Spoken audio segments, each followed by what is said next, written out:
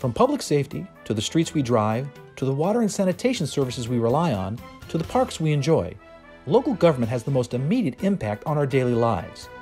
So what is on the agenda of the Valley's mayors for 2021? We'll ask. Merced Mayor Matthew Serratto, Fresno Mayor Jerry Dyer, Visalia Mayor Steve Nelson, and Bakersfield Mayor Karen Goh.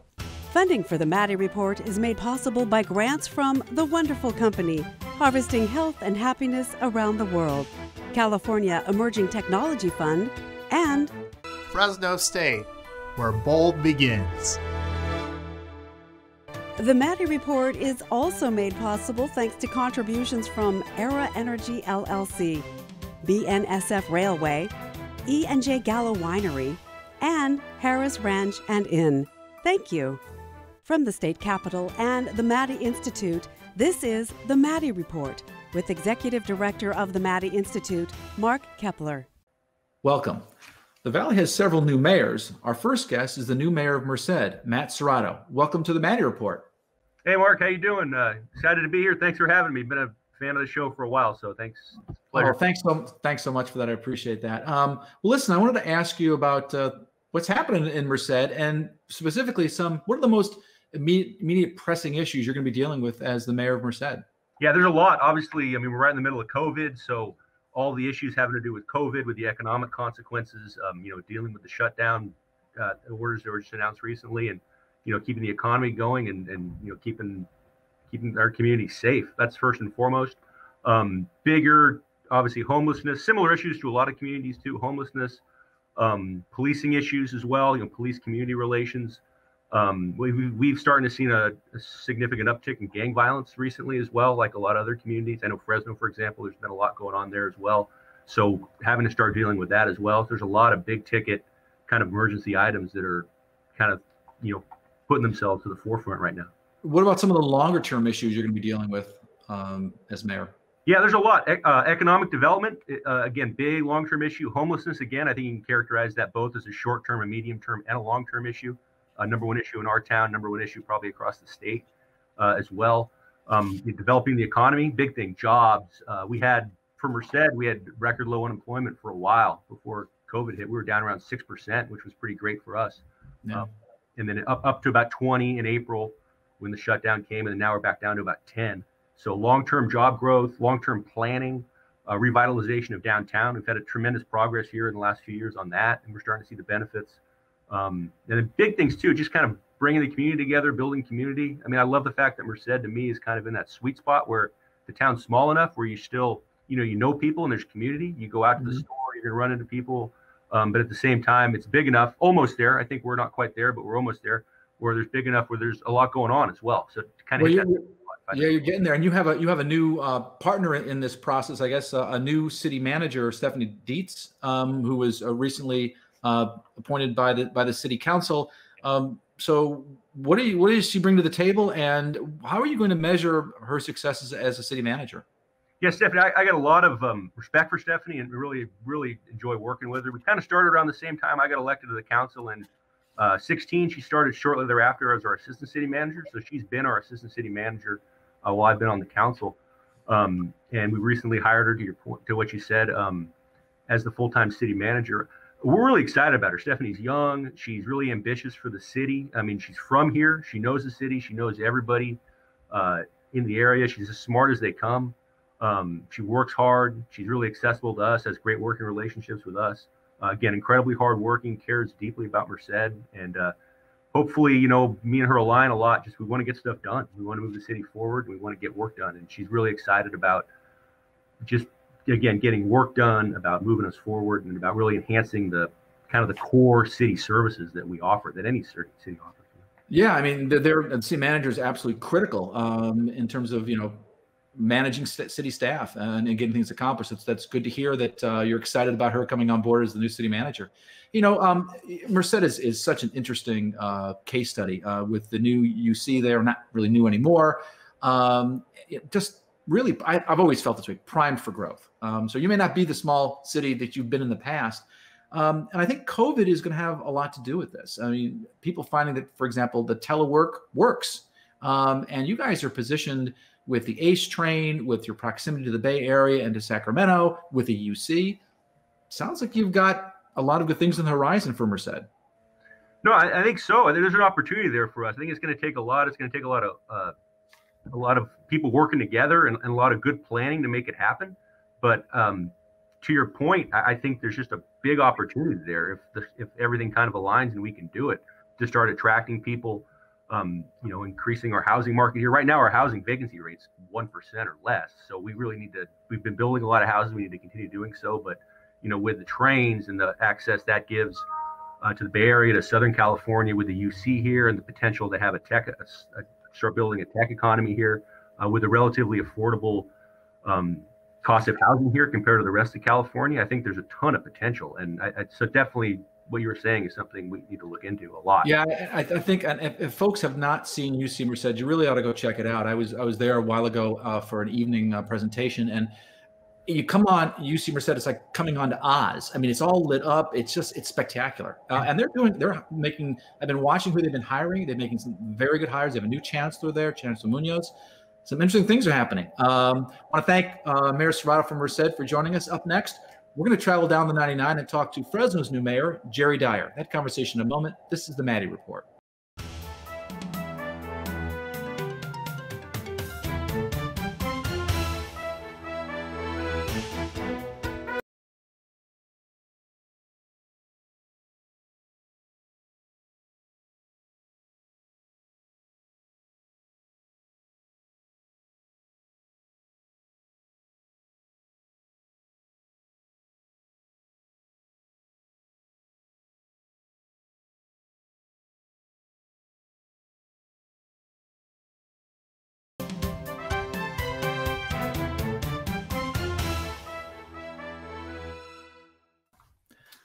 Welcome back. I'm Mark Kepler with the Maddy Institute. Our next guest is Fresno's new mayor, Jerry Dyer, the city's former long-term chief of police. Welcome to the Maddy Report.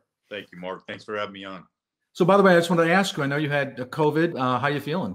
I feel good now. I wouldn't say that a couple of weeks ago, but that COVID's, it's unpredictable, and my wife and I both got it, and I took a turn for the better on day 14, but prior to that, it was very unpredictable.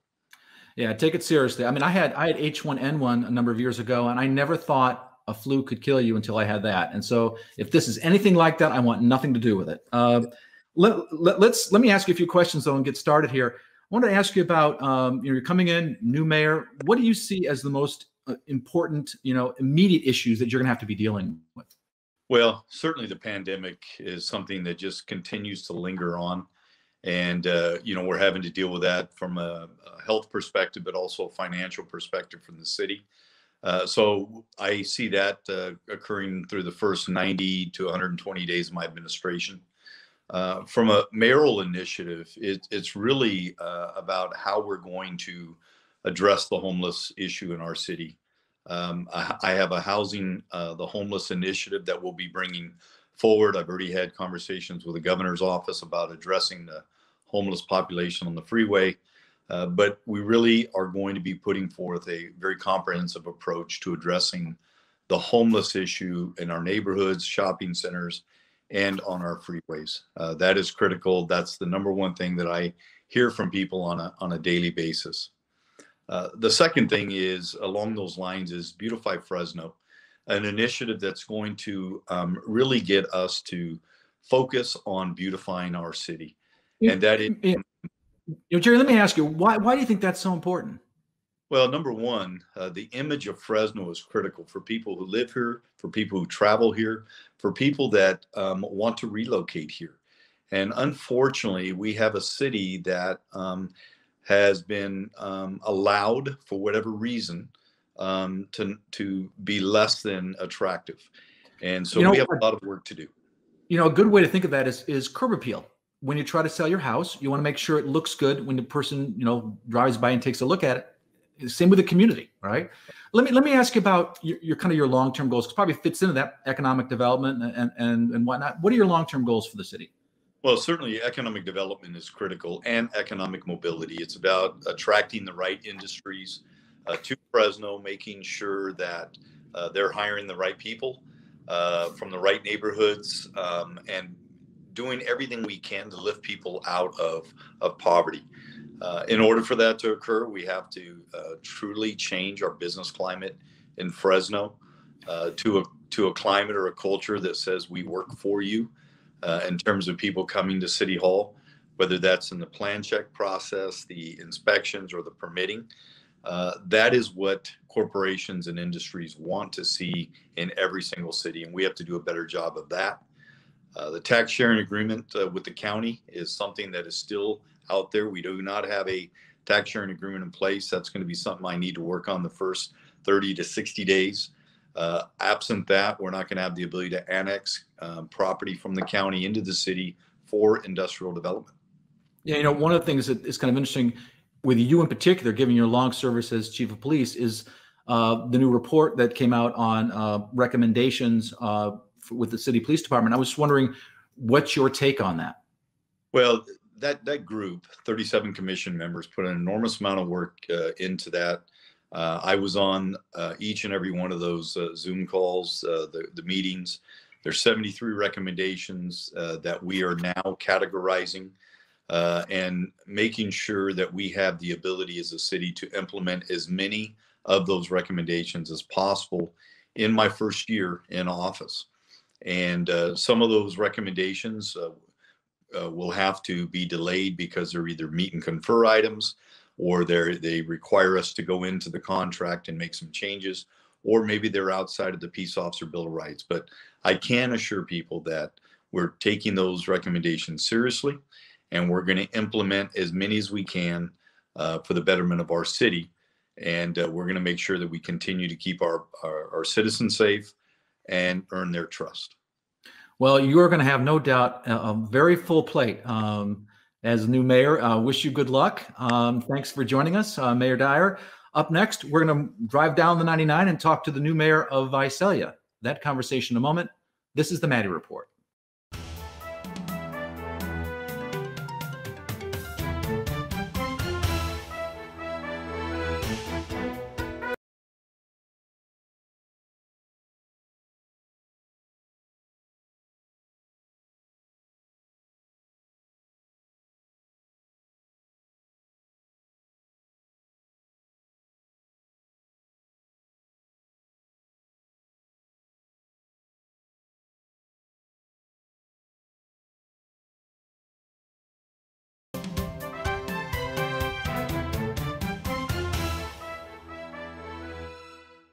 Welcome back. I'm Mark Kepler with the Maddy Institute. We're talking to the Valley's mayors. Up next is the new mayor from Visalia, Steve Nelson. Welcome to the Maddy Report, Steve, or Mayor Nelson. I appreciate the opportunity. So we're asking all the Valley mayors what thing they think is the most important immediate need in their community in 2021. So what's your initial focus going to be in 2021? Well, I think we're like all cities during this together. I think COVID and the pandemic, how do we navigate through the different information that comes out of Sacramento and directives that come out of Sacramento? I think another one on our hot list would be homelessness. How do we take care of those folks during this period of time? And then key to all of us in the Central Valley is a water issue. Groundwater sustainability agencies. And so I think those are the key components that I would look at for coming up in 2021. Yeah, I mean, some of those actually kind of almost bleed into, frankly, they're long-term issues. These are issues that, aren't going away necessarily. Your homelessness, the water issues, they're not going away in a year. So what about the longer-term issues? More of that or different issues? Well, I think the long-term look, when I look at it, I think a lot of the guidance, if you want to call it, coming out of Sacramento creates some issues when they try to get more into the city control aspect. I think pension is always on the forefront of how do we navigate the continued liability issues with our pension liabilities. And then the quality of life issues are always at the forefront, especially here in Visalia. Yeah, I think that, you bring up a really interesting point about the pension liabilities. In most communities, that is a major issue. And over time, as your workforce ages and retires, that's going to be hitting your city budget pretty significantly, I would expect. Yeah, and one of the things we look at, I think every year we figure our liability costs will increase probably by $1 million to $1.5 million. Also, the cost contributed by the employees goes up. Let me ask you though, $1 million, how large a budget? What are we talking about? Oh, we got $200 and some $1 million budget. I mean, we're financially able, but what I look at is the ongoing liability issue with no guidance or direction to kind of corral it. I don't see a light at the end of the tunnel. I think when you look at budget issues for Sacramento, I think the liability could even go up. I think it's a moving target, and I think that makes it tough for cities. Yeah, the state, they always talk about the pension issue, but a lot of times what they forget is retiree health. That is an unfunded liability that's rather significant. Let me transition though to something that happened recently in Visalia. You're getting a new Amazon facility, and there's been some talk about whether or not there should be tax breaks for the new warehouse. You've got a pretty booming industrial park in Visalia. What are your thoughts in that regard? Well, one thing about prior city councils, current city council, we take pride in our industrial park. We make sure there's land available for any size industry that wants to come into the industrial park. Which I'm really mostly proud of is that we don't do tax incentives. We don't give any kind of incentive. What we offer is a quality of life issue for the employees that are going to work there. The one area where we do help out is we will make a building inspector available 24/7 to ensure the project continues onward and can open it up in a timely fashion. But as far as financial gains, no. Yeah, so the business-friendly community, Visalia is doing it that way, but not necessarily through tax incentives. Let me ask you, we've only got about a minute left, but I'm going to ask you about this whole COVID experience that we've been going through. Do you see any silver lining in this very dark cloud? And that is that maybe Visalia has learned some things or positioned itself coming out of COVID-19 pandemic that is actually going to put Visalia in a really good place? In all honesty, not really, because what I'm concerned with, I think it's changed the purchasing habits of individuals. For example, I'll just take me, for example. I never really buy anything online. I don't do Grubhub, DoorDash. If I do something, it's going to be with Amazon for a book. I think what it's done now is it's opened up a new economy, online purchasing, which then impacts our local business-owned community. And our local community, business-wise, is the driving hub of our economy. And I think that is a concern for me as we move forward in this pandemic situation. Yeah, I think that some of the local businesses are going to probably have to learn to deal in that environment because I think people do want to support local businesses. Exactly. Well, I want to thank new Visalia Mayor Steve Nelson for joining us. Up next, we're going to continue down the 99 and speak with Bakersfield Mayor Karen Goh. That conversation in a moment. This is the Maddy Report.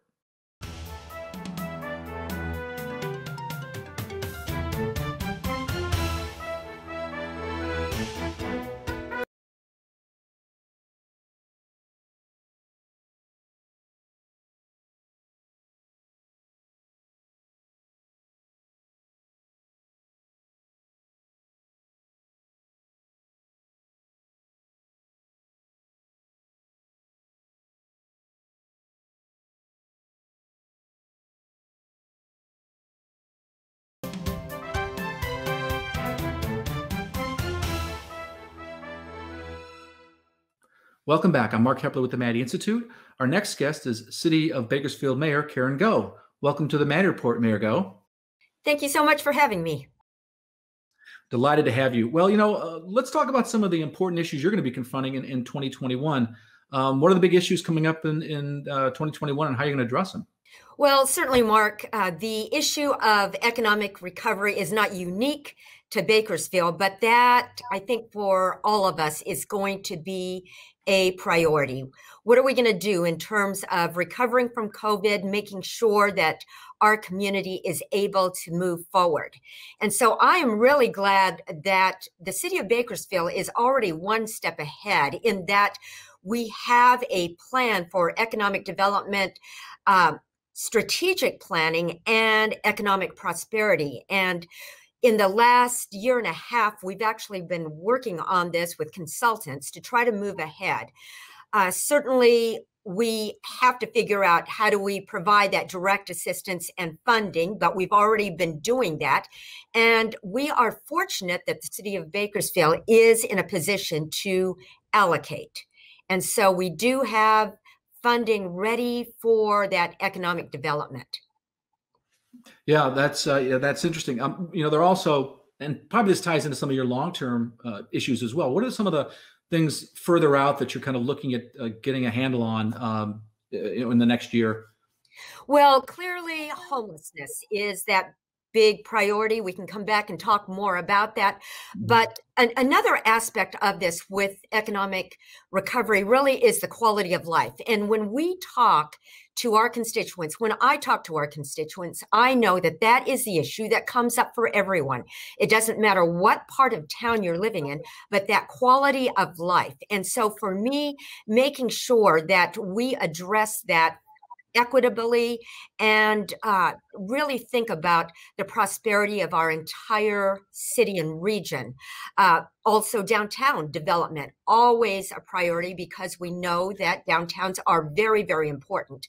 Looking at our disadvantaged neighborhoods also. A lot of people forget that point that you're making. They think, beautification or quality of life issues, that's just kind of peripheral stuff. But if you're trying to attract businesses to your community and having good people come and stay in your community, you have to offer those amenities.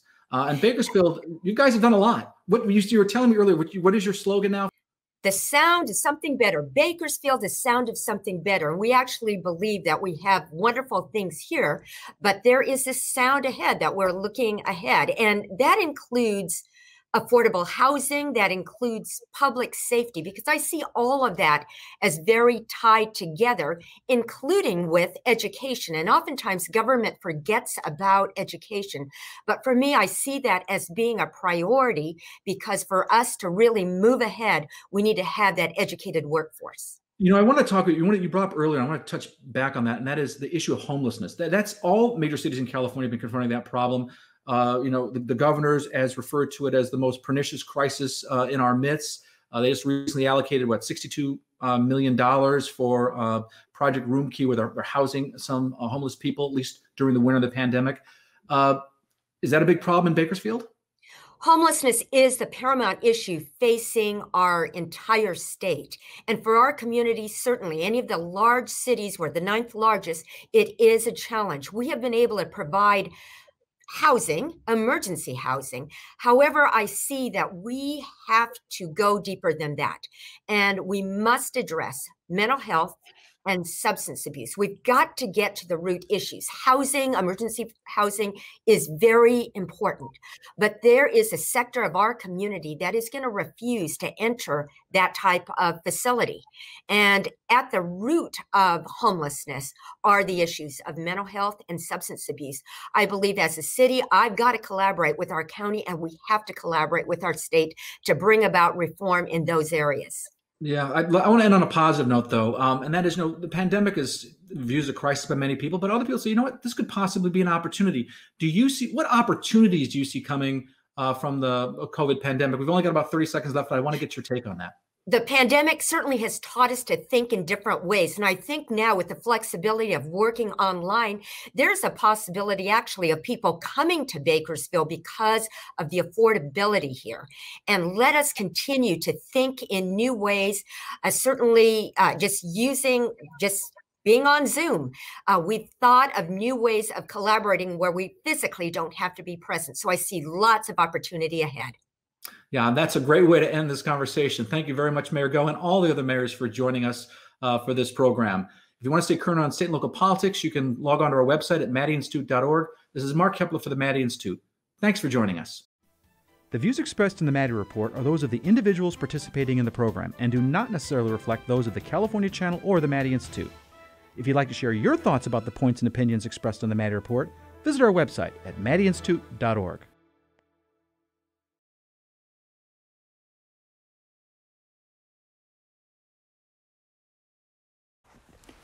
If you want to stay up to date on state and local politics, you can sign up for our free e-newsletter, The Maddy Daily, by logging on to our website at maddyinstitute.org.